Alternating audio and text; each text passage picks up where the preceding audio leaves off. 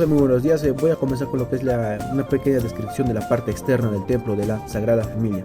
Bueno, el estilo de este templo es renacentista tardío e lo que pertenece también al inicio del barroco, donde está compuesto, como vemos en la imagen, por dos cuerpos y tres calles.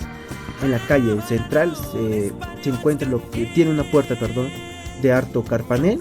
Todo el entorno de esta puerta y las enjutas están decoradas con casetones simples en alto relieve. En el primer cuerpo, como podemos ver, se encuentran 6 columnas atorchadas, lo que se refiere a la evolución de la columna salomónica propia del estilo barroco. Lo que también estas columnas están decoradas con hojas de acanto invertidas. En las intercolumnarios existen dos vanos con hornacidas ciegas. Bueno, lo que en estos dos vanos con hornacidas ciegas se sobresalen lo que es peanas pétreas, que sirven para alojar imágenes durante alguna celebración de alguna fiesta patronal. En el primer cuerpo termina lo que es con un arquitrabe de arco triunfal perteneciente al estilo renacentista. En el segundo cuerpo, encima de la puerta principal, existe lo que es un tragaluz, cuya función es de dotar de mejor iluminación al interior del templo, o sea, el coro, ¿no? En el remate del templo existen dos espadañas simétricas que alojan cada una 3 campanas. Tienen 3 hornacidas, lo que es alojándose en la calle, en la central, por la imagen de la Sagrada Familia, que está compuesta por María, José y Jesús, acompañados por la imagen del Padre Eterno y el Espíritu Santo. Bueno, en la hornacida izquierda se encuentra lo que es la imagen en escultura de San Joaquín, y en la mano derecha lo que es la Virgen de Santana. En la parte superior de cada una de las hornacidas existen 3 cruces de metal que remover al Calvario de Jesús y a sus 2 compañeros de suplicio, que es Dimas y Gestas, que representan al buen y mal ladrón. Y como podemos ver, encima de cada campanario vemos lo que es pináculos, ¿no? Bueno, continuando con la descripción del templo de la Sagrada Familia, luego de la parte interior. La planta interna del templo de la Sagrada Familia es de una sola nave, lo que cuenta con 4 capillas orientadas simétricamente al frente de una de la otra. Cada uno cuenta con sus respectivos retalos, altares de diferentes estilos arquitectónicos, dorados con pan de oro.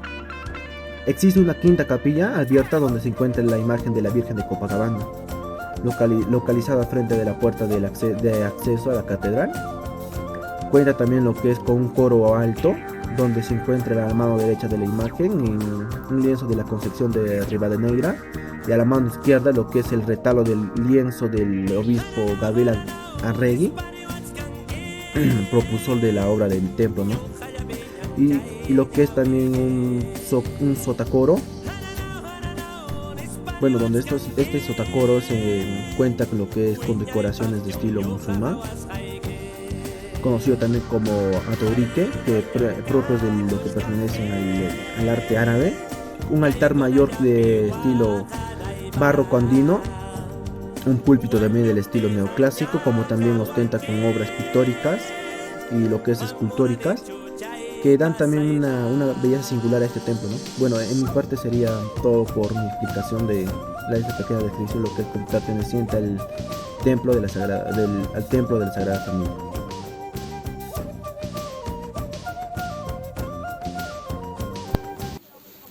Buenos días, profesor, buenos días, compañeros. Hemos elegido la catedral y la Compañía de Jesús, en el cual yo voy a explicar parte de las etapas de la edificación de la iglesia catedral.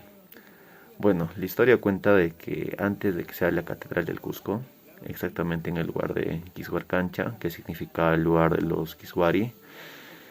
Bueno, Quishuar es un arbusto nativo de la zona y crecía alrededor del lugar. Existía un palacio cuadrangular perteneciente al Inca Pachacútec, un hermoso galpón, el cual servía también como una plaza, ¿no? Entonces, el Quishuarcancha está ubicado en el andén inca denominada como Tuyo. Tuyo significa en quechua uno solo o impar, lo que interpretado como espacio inca significaría el espacio intermedio entre Hanan y Urin, y para la religión inca simbolizaría el templo de Huiracocha. Con la invasión española y posterior repartición de solares, este complejo le fue adjudicado a Alonso de Mesa, quien era uno de los captores de Atahualpa. Igual manera, parte de estas tierras fueron designadas para la primera iglesia del Cusco, en el cual se pudo hacer la primera misa. Y también podemos observar acá de que esa era una representación de cómo era la anterior o iglesia primitiva.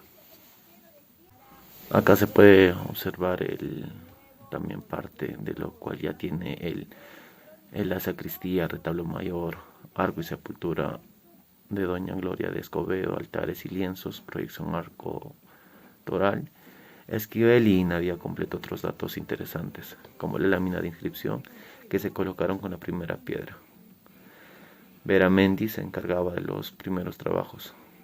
Y bueno, el primer desafío durante su permanencia fue el estado del terreno, relacionado con los ojos del manante. El agua del subsuelo en tiempos de los incas era aprovechada y canalizada, pero con la presencia hispana se destruyeron muchos de estos canales al llevar a cabo la distribución y construcción de los solares de la ciudad. En el caso de la catedral, las aguas discurrían por gravedad desde las partes altas hasta las más bajas. Bueno, acá podemos ver el proyecto de Veramendi, y la acostumbrada discontinuidad en las labores trajo en 1595 otros dos maestros, Alonso Pérez y Diego de Osorio. Cabe resaltar que la Catedral de Lima y la Catedral del Cusco pues tienen la misma similitud. Son las únicas que se podría decir que son. Se puede observar el sismo de 1650 y cómo quedó la catedral, ¿no? Es por el efecto sísmico. Pues la iglesia primitiva quedó seriamente dañada y en la catedral con daños menores se cerraron las bóvedas y se prosiguió con la construcción de las torres. Acá podemos observar la catedral de 1664. Este año se terminó de construir la capilla abierta del Triunfo y la catedral se preparaba para ser inaugurada en 1668. Como podemos observar, ya está cada vez más complejo, ¿no? La misma estructura.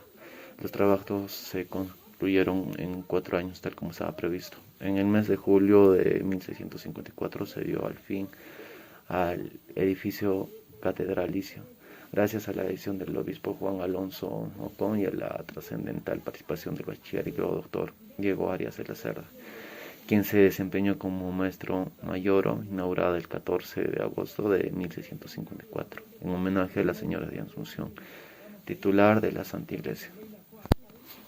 Acá podemos observar lo que son las etapas constructivas del conjunto monumental de la Catedral Cusco, la iglesia primitiva, que son inicios del siglo XVI, ¿no? La catedral siglo XVI, capilla abierta siglo XVII, iglesia del Triunfo siglo XVIII, iglesia de Jesús, María José y Joaquín siglo XVIII.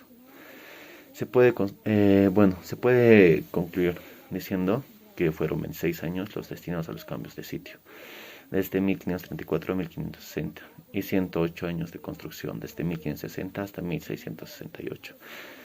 Habían transcurrido en total 134 años como historia de la edificación de la Santa Iglesia Catedral, años por los que pasaron maestros y arquitectos en conjunción con artesanos nativos, que hicieron de la piedra original inca un componente vital que desafiaría a los siglos en un nuevo edificio para una nueva historia religiosa.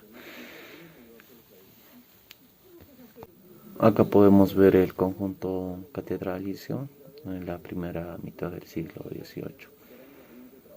Vemos de que está pues con la parte del Triunfo y la Sagrada Familia, ¿no? Podemos observar la nave central. Actualmente lo podemos observar de que las imponentes dimensiones que tenemos y que observamos, ¿no?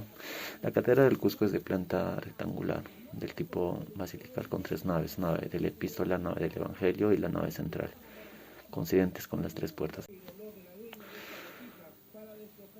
Ahora voy a proceder a hacer una lectura. La catedral es de planta rectangular, del tipo basilical, con tres naves: nave de la epístola, nave del evangelio y la nave central, coincidentes con las tres puertas de la fachada. Tiene 14 pilares cruciformes que definen la distribución de las 24 bóvedas de nervadura, siendo las más grandes la bóveda de ingreso y la del crucero. Las 24 bóvedas son soportadas por unas estructuras básicas formadas por 21 arcos de piedra y 32 arcos de medio punto. Todas estas estructuras son de piedra andesita, roca volcánica de grano fino. La mano de obra es de forma hilada, tenemos un cornizamiento amplio suspendida por el hastial.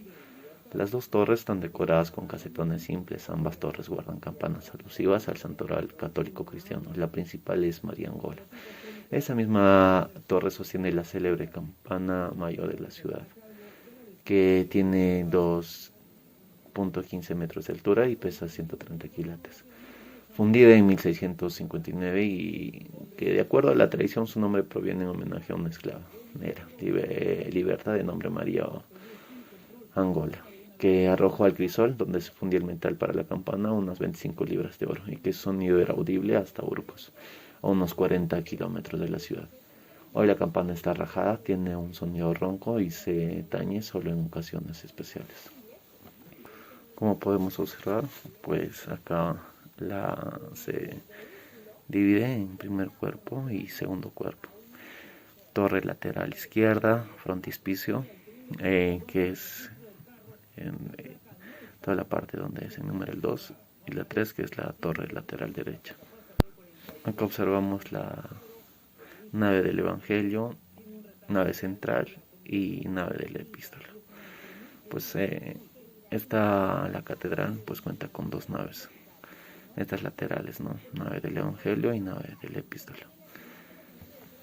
Cabe resaltar que si contamos lo del frontispicio, tenemos tres cuerpos. Torres y campanas. La catedral del Cusco posee dos torres o campanarios de forma casi cuadrangular, visibles desde bastante distancia. La torre de la epístola cuenta con 5 campanas y la del evangelio con 8. De ellas cabe mencionar dos: la denominada María de la Asunción, que es la más antigua, su fundación data de 1550, y la denominada María Angola, fundida en 1659, que es, con sus casi 5 toneladas de peso, la más conocida. Por la calidad del material y la hermosura de sus repiquetes, estas campanas podían escucharse hasta 30 kilómetros de la Plaza de Armas. La tradición señala que el nombre de la María Angola viene de la esclava libertina, originaria de Angola. Por tener una rajadura considerable, su sonido se ha modificado y solo se ha escuchado en fiestas y circunstancias muy especiales. Acá se puede observar la linterna de la Iglesia del Triunfo. La linterna se ubicaba en la cúpula central de la Iglesia del Triunfo. Estaba edificada con mampostería de ladrillo moderno, pues fue reconstruida después del terremoto de 1950. Su estructura estaba en pésimas condiciones y presentaba deficiencias en cuanto a su estabilidad. Los ladrillos estaban fracturados y desintegrados, por lo que fue necesario retirarla y sustituirla por una nueva. Y pues acá podemos observar cómo le hicieron más liviana la linterna. Y dado lo mencionado, pues acá podemos observarla por dentro, ¿no? La catedral del Cusco fue construida con una planta rectangular. El estilo. Su frontis es de estilo renacentista, contrasta con el barroco y el plateresco de sus fastuosos interiores, donde se conserva una de las muestras de orfebrería más significativas del arte colonial, con altares de madera delicadamente labrados y una admirable colección de lienzos. Voy a recalcar también y mencionar de nuevo que presenta 24 bóvedas de inspiración gótica y mudéjar, asentados sobre 4 hileras de columnas. Las columnas centrales están liberadas y los 7 arcos que los unen conforman la nave central. Acá podemos observar las letanías lauretanas. En la parte superior de los arcos se encuentran 50 enormes lienzos que ocupaban también los lunetos y enjutas. Se trata de la serie denominada Letanías Lauretanas, pintado por Marco Zapati, que data de 1755. Las imágenes son representaciones alegóricas de las distintas alabanzas y súplicas propias del culto mariano. En estas imágenes vemos las tituladas Virgo Fidelis. Acá podemos observar una bóveda, ¿no? Con arcos de medio punto y columnas cruciformes. Se forman las bóvedas de crucería adornada con hermosas nervaduras. Las bóvedas más altas corresponden a la del ingreso y la del crucero, y se puede indicar un total de 52 arcos, sobre los que se han ubicado en los denominados lunetos. Hermosos lienzos que contemplan la decoración pictórica del templo. Aquí podemos observar el plano de recorrido. Entonces, están enumerados lo que son los retablos, los lienzos, púlpitos, la capilla, tanto como es la sillería y demás. Entonces, para que se pueda distinguir entre la Iglesia del Triunfo, Iglesia de la Sagrada Familia, la Catedral. Acá podemos observar de cada uno, ¿no? Profesor, buenas tardes. Compañeros, buenas tardes. Les voy a explicar sobre el coro de la catedral. El coro de la catedral está formado por una mesa con frontal de plata, un sagrario, un tabernario de plata y una hornacina con la escultura de la Virgen de la Asunción. La reja o cancela, de estilo plateresco, construida de madera de cedro policromada y dorada con columnas, balustas y escamaduras, de marco tipo nicho. En la parte superior se muestra una escultura de un Cristo crucificado. Contornación muestra un total de 38 esculturas en la parte superior, como por ejemplo los santos, las vírgenes, los mártires. Y en la parte interior también los santos, los mártires y las vírgenes. Tribuna central, escultura elevado sobre 4 escalinatas. Presenta una mesa frontal con un sillón del presidente eclesiástico y 2 columnas salomónicas y un falso nicho donde se encuentra la escultura de la Virgen de Asunción. Remata un ático donde se encuentra el escudo de Castilla y el león. La sillería, conjunto de 64 sillas magistralmente talladas por el maestro Melchor Guamán. En las coderas se ha presentado a mujeres semidesnudas en posición de cuclillas colocadas sobre decoración floral. El órgano, en la parte superior sobre las tribunas se ubican 2 órganos del siglo XVII, que estas fueron restauradas recientemente. Por último, el atril de torno.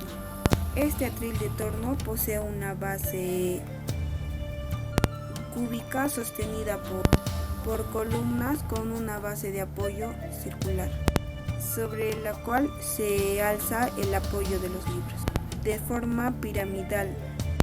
Remata por un templete sobremontada de Cristo crucificado. Ese atril es del siglo XVII. Servía para colocar los cantorales de música sacra. Gracias, profesor. Profesor, buenas tardes. Prosiguiendo con la exposición del Templo de Triunfo, les voy a hablar sobre una breve historia, ¿no?, de cómo fue edificado. En el mes de mayo de 1533 llegaron al Cusco los españoles enviados por Pizarro. ¿Para qué? Para poder agilizar el envío de rescate ofrecido por el príncipe Atahualpa. Como ya sabemos, ¿no?, ofreció cuartos llenos de oro para así conseguir su libertad. Entre ellos estaban Hernando de Soto, Pedro del Barco, Pedro Martín del Mauer, más una persona de color, quienes fueron alojados por el capitán Inca Quisquis en el Sunturuasi. Como sabemos, ¿no?, Quisquis fue el capitán del ejército de Atahualpa. Creyendo en la amigabilidad de los españoles, los alojaron, ¿no?, todos confiados. Ese mismo día, el capitán español Hernando de Soto siguió las órdenes conferidas por Francisco Pizarro, quien tomó posición simbólica de la capital de los incas, a nombre del rey Carlos V de España, ¿no? Quien escoge y designa ya el sitio para la edificación de la primera capilla cristiana en el templo del dios Huiracocha, para la celebración de los oficios religiosos. La iglesia matriz del Triunfo fue construida sobre las bases del antiguo templo del Sunturuasi, como sabemos, ¿no? Reducto sagrado inca, que desde el 15 de noviembre de 1533 testificó muchos eventos históricos realizados tanto por los incas como por los invasores españoles en la época colonial. Día en que el fray Vicente Valverde ofició la primera misa en la ciudad del Cusco, mismo día en que los españoles eligieron este templo inca como lugar estratégico para fijar su campamento, lugar donde el príncipe Manco Inca organizó en el año 1536 un cerco contra los españoles. Lo que es en la fachada del Templo del Triunfo es de estilo renacentista. Tiene 3 calles y 2 cuerpos y un remate. Cuenta con una sola puerta principal de acceso, que es adornada con 4 columnas abosadas de estilo corintio, con capiteles compuestos y con hojas de acanto, colocados 2 a cada lado de la puerta central. Cada 2 van sobre una sola basamenta. Los fustes de las columnas en la parte imoscapo, que es la parte inferior,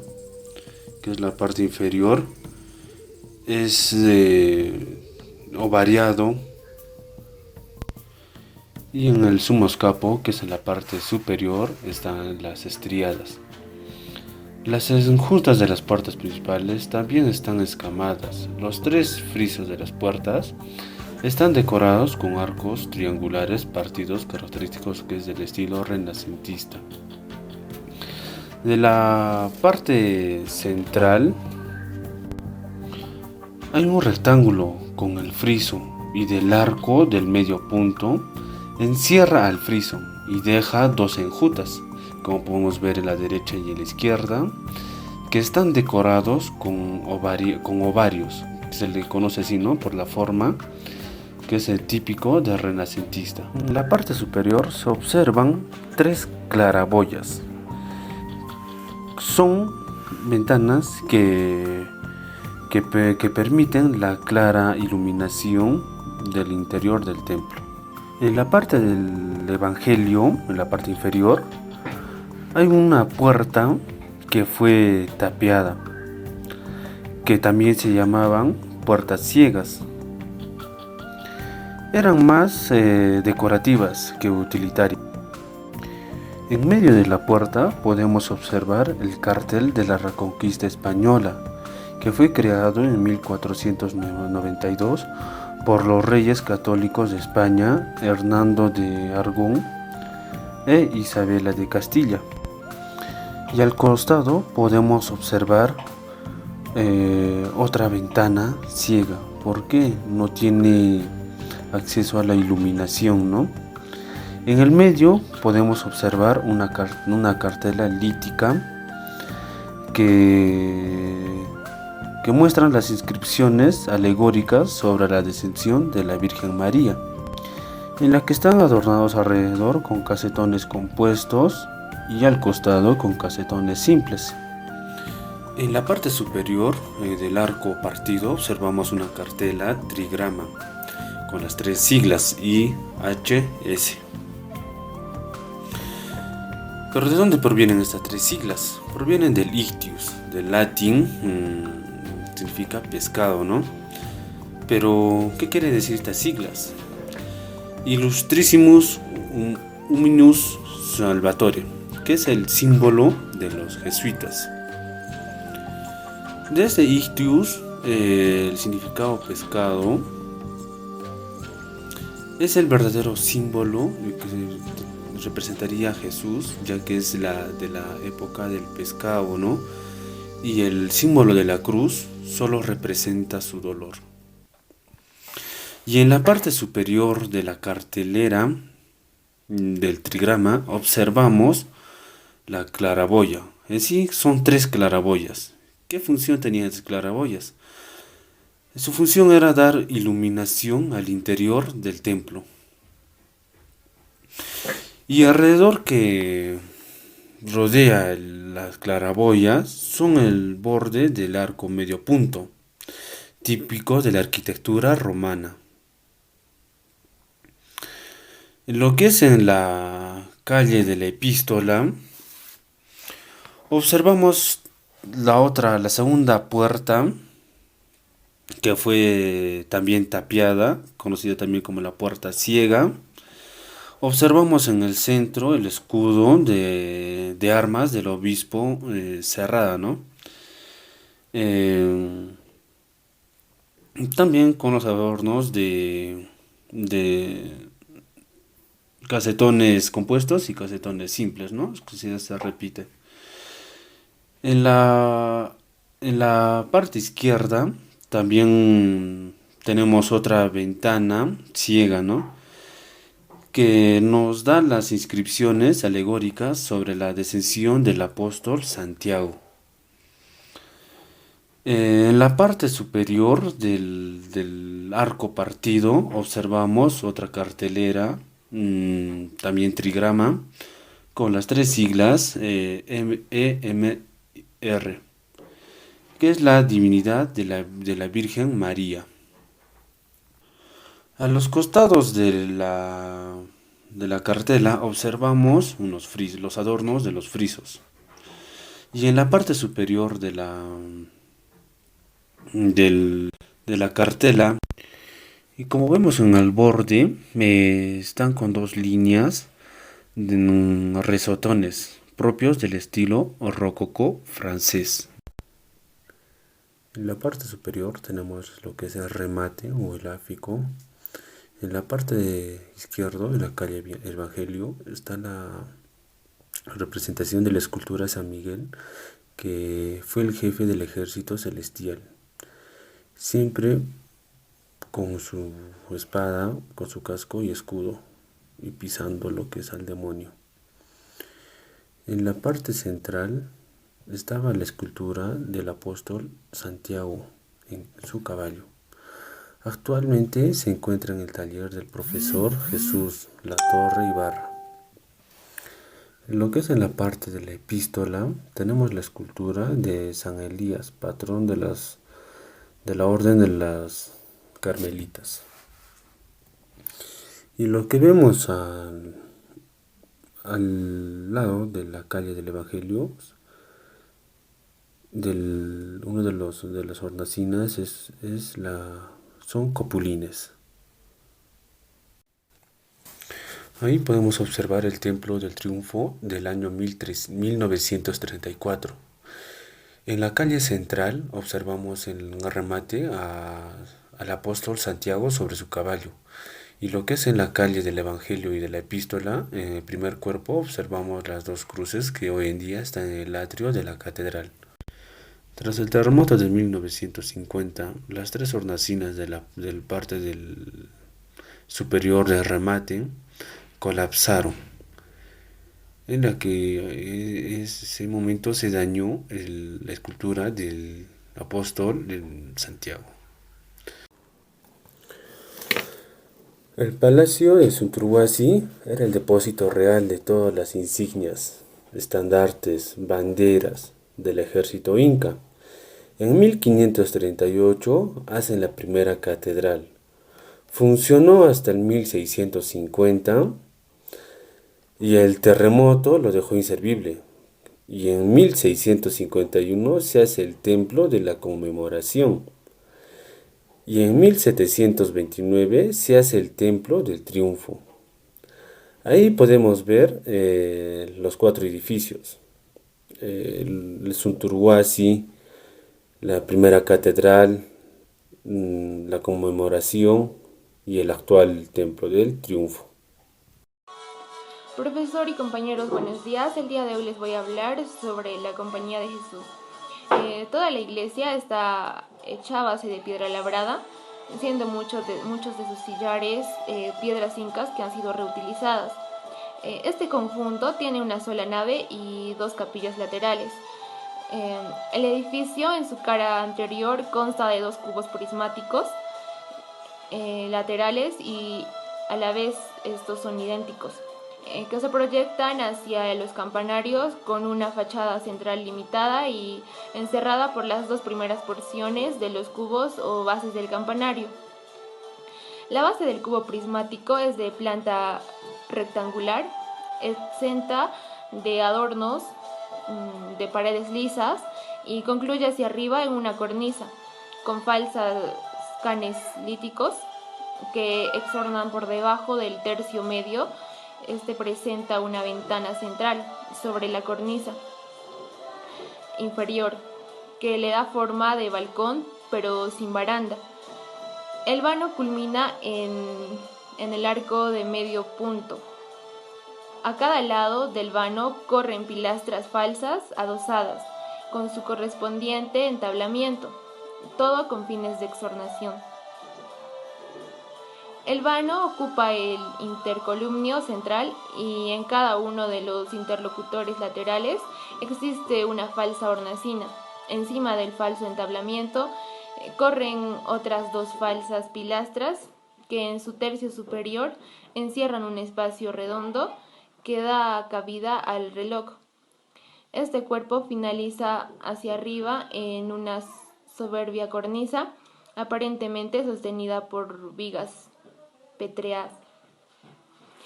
El último tercio corresponde al campanario, que este tiene 4 vanos, cada uno con bordes afeitados y de forma casi elíptica, pues la línea del dintel es un acorde de medio punto y la del umbral es otro arco de medio punto, pero invertido. También cuenta con 4 voluminosas columnas que constituyen la armazón del campanario, y también posee varias falsas pilastras que exornan a las anteriores voluminosas columnas. También posee una cornisa que da vuelta por los 4 lados. La cúpula del campanario con su correspondiente chapitel sobre la cornisa. En cada esquina hay una urna lítica y en este caso también la cúpula del campanario con su correspondiente chapitel sobre la cornisa. En cada esquina hay una urna lítica, en este caso 4 en cada torre, y otra urna lítica sobre la línea horizontal de la base de las urnas, que este viene a ser un ribete monumental donde corren varios cupulines. El cuerpo inferior de la fachada, el imafronte, presenta una puerta grande central con un amplio vano que culmina, a diferencia de otras iglesias, en arco escorzano, que viene a ser recortado en la parte superior o aplastado. También posee 3 columnas corintias a cada lado. En la puerta, 2 de ellas están juntas, próximas a la jamba de la puerta, y otra está separada, dejando un amplio espacio intercolumnal. Las 3 columnas tienen un pedestal común, con zócalo, cornisa y la base, más el consábilo falso entablamiento superior, con arquitrabe, friso y cornisa. Además, cada columna presenta un anillo en el himoscapo, que viene a ser la parte superior del fuste de la columna, más 2 anillos en los límites superiores e inferior del tercio del fuste. En el espacio que corresponde a cada intercolumnio, que es a manera de nicho, existe una cruz latina ribeteada. Es de berenguela, que es un material blanco, hecho que le hace sobresalir en el conjunto. Asimismo, no siendo arco de medio punto, el del vano central no modula enjutas o penichas, sino una superficie casi rectangular encima de la puerta con dos adornos laterales más uno central, a manera de repisa. Sobre la repisa se aloja un pedestal sobre el que se eleva una hornacina que culmina en semibóveda. Dentro de la hornacina va una estatua en berenguela que representa a la Virgen. La hornacina que aloja a la Virgen por embulto está lateralmente limitada por una columna corintia a cada lado y con pedestal y entablamiento y columnas que presentan un anillo en el. La hornacina que aloja a la Virgen en bulto está lateralmente limitada por una columna corintia a cada lado, con pedestal y entablamiento. Estas columnas presentan un anillo en el limoscapo y otro en el límite inferior del tercio medio. Finalmente, del extremo interno de las cornisas de los entablamientos laterales, sigue sin solución de continuidad un voladizo curvo hacia arriba, que eso viene a ser que sobre las puntas internas de las cornisas se eleva en la porción central del conjunto el mismo volumen de las cornisas, formando así un arco de medio punto cortado en su porción central y superior. El segundo cuerpo del limafronte está sobre el anterior, separado por una cornisa y por el voladizo ya mencionado antes. En este cuerpo podemos hallar una ventana o vano central que queda arriba de la estatua de Berenguela del cuerpo inferior. Esta ventana culmina en un arco de medio punto. En las partes laterales de la ventana van adornos de alto relieve sobre sendos pedestales. Y continuando hacia afuera, a los lados de la ventana central, hallamos dos columnas corintias juntos. Estas poseen un pedestal y falso entablamiento, y también los fustes con anillos. Siempre avanzando hacia el lado afuera, hallamos una ventana y debajo una ventana falsa. Esa ventana es simulada y sin vano. Ambas con chambranas exornadas. Hacia afuera de la ventana y falso vano va la última columna exterior. Este es el elemento más alejado de la ventana central y correlativamente es el elemento que está más cerca, casi junto al cubo superior de la torre o el campanario. Este segundo cuerpo concluye hacia arriba con una línea de rectas que emergen y se adentran en el cornizamiento. El tercer cuerpo del limafronte o último tercio es una figura que abarca todo el ancho del frontispicio. Son ribetes paralelos que al proyectarse forman un trilóbulo. Los lóbulos laterales son idénticos y contrarios en la disposición de los elementos que contiene, como la mano izquierda en relación a la derecha. En cada lóbulo lateral hay una concha estriada grande y acompañada también por otros adornos. Dentro del espacio del lóbulo central y encima de la ventana del segundo cuerpo corre un complejo ornamental. Es como un retablo compuesto de dos columnas corintias con complicado y un falso entablamiento. Esta culmina en un medallón central sostenido por dos voladizos curvos. En el intercolumnio va un nicho con repisa en su porción inferior. La cornisa horizontal que corre bordeando el edificio por debajo de los campanarios se proyecta por encima del limafronte, aquí en línea curva, modulando un lóbulo. Encima de la cornisa, sobre el limafronte, hay adornos a manera de tenantes largos e inclinados, que sostiene un escudo central. Encima del escudo va una cruz bellamente tallada. A los costados y junto a los campanarios aparece un templete o una urna pequeña.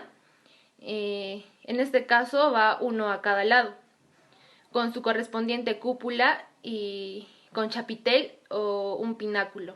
Gracias, eso es todo. La iglesia de la Compañía de Jesús en su interior posee una sola nave, donde resalta al fondo el altar mayor, tallado con estilo híbrido en cedro y completamente dorado con hojas de oro. Mide 21 metros de altura por 12 metros de ancho. Y en la porción central del altar se halla la imagen de la Virgen de la Inmaculada Concepción. Más arriba también se encuentra un lienzo representando la transfiguración de Jesús.